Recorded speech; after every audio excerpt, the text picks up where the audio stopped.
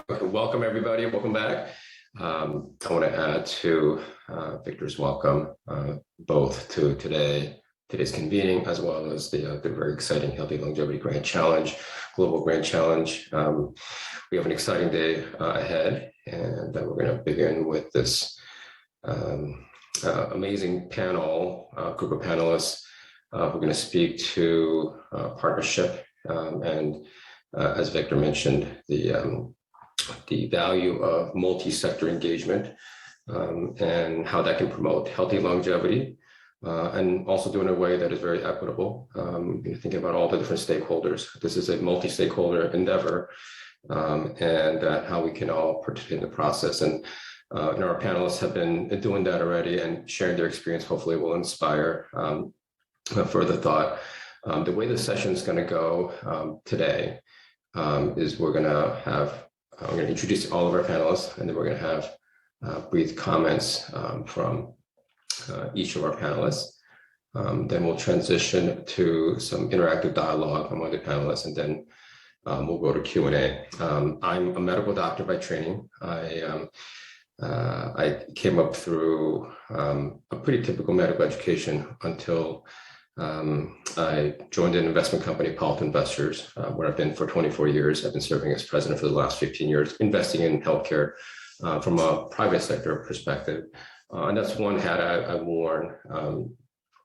Those are two hats I've worn throughout my career. The third hat is actually being involved in supporting Victor and the teams and the National Academy's Global Grand Challenge. This has been a really provocative way to nurture innovations in a very important area that has been relatively overlooked from a private sector perspective, but also in the public sector and in NGOs. So this Grand Challenge has been a great motivator for people to work together and to think about new ideas, bold new ideas, as Victor has mentioned before, to really dramatically advance healthy longevity for people around the world.